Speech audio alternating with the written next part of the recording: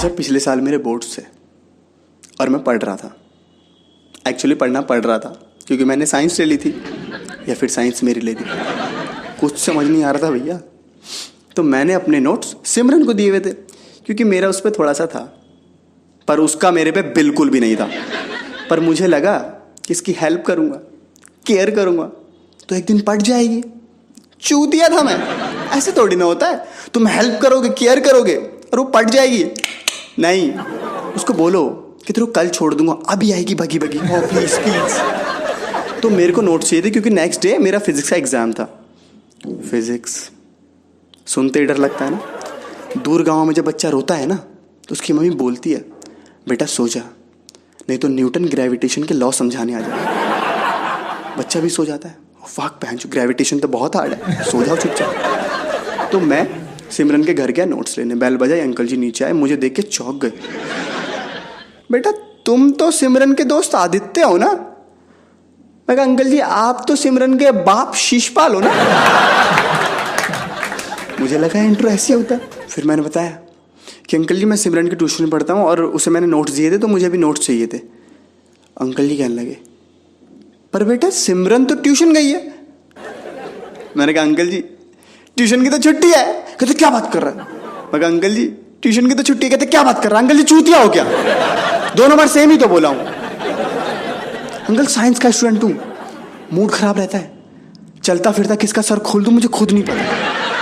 अभी बात आपसे कर रहा हूं लेकिन दिमाग में ऑप्टिक्स चल रही है। फिजिक्स का नाम सुना है, जो दिमाग का भौसड़ा कर देती है। कल उसका एग्जाम है और वो गई होगी कहीं अमित के साथ अपना माउथ ब्लैक करवा रही होगी।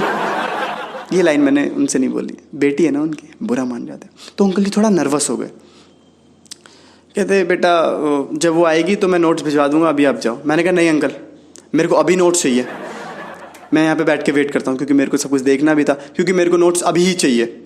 मैं बैठ गया। ये आई, ये परी अब भी उड़ रही है क्योंकि इसको कुछ पता ही नहीं।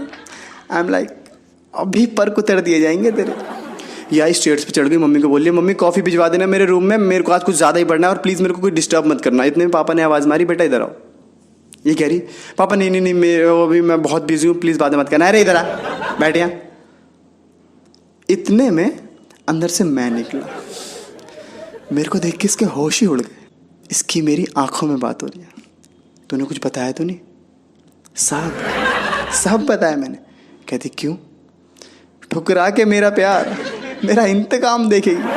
पर ये अब भी कॉन्फिडेंस में और फील्डिंग में लगी हुई है। तो पापा ने पूछा बेटा कहाँ गई थी? पापा ट्यूशन, बोला था आपको मैं ट्यूशन जा रही हूँ। पर बेटा ये तुम्हारे ट्यूशन में और ट्यूशन की तो आज छुट्टी है। हाँ ट्यूशन में गई थी पर ट्यूशन की छुट्टी थी। हाँ एग्जैक्टली ट्यूशन की छुट्टी थी तो मैं अंजलि के साथ उसके घर पढ़ने लग गई। मैं बताना भूल गई थी। पर बेटा मैंने अंजलि के घर भी फ़ोन करके पूछा था, तुम वहाँ भी नहीं थी। ओ अंजलि और मैं जब घर गए ना तो घर में सारा कुछ बिखरा हुआ था। तो हम उसके बाद फिर मनीषा के घर निकल गए पढ़ने। हम मनीषा के घर पढ़ रहे थे। बेटा मनीषा के घर भी फ़ोन करके पूछूंगा, पापा पागल हो क्या? कोई ऑप्शन नहीं छोड़ा। क्या बोलूं?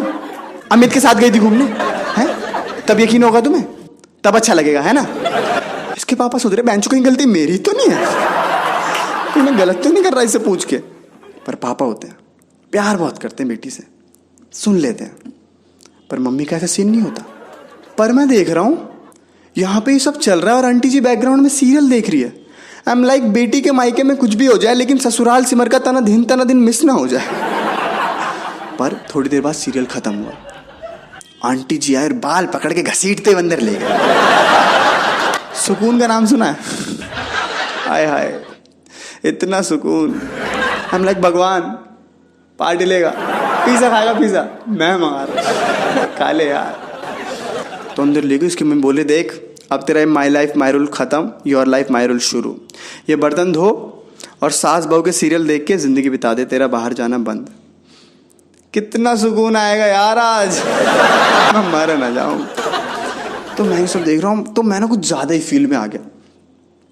मैं आंटी के पास गया, मैंने बोला आंटी जी देखो यहाँ पे जो सब भी हो रहा है ना ये मैंने ही किया है, मैंने ही आपको बताया कि यहाँ पे नहीं थी तो आप इसे मार रहे हो ये सब। आंटी जी प्लीज एक चाटा मार दोगी क्या?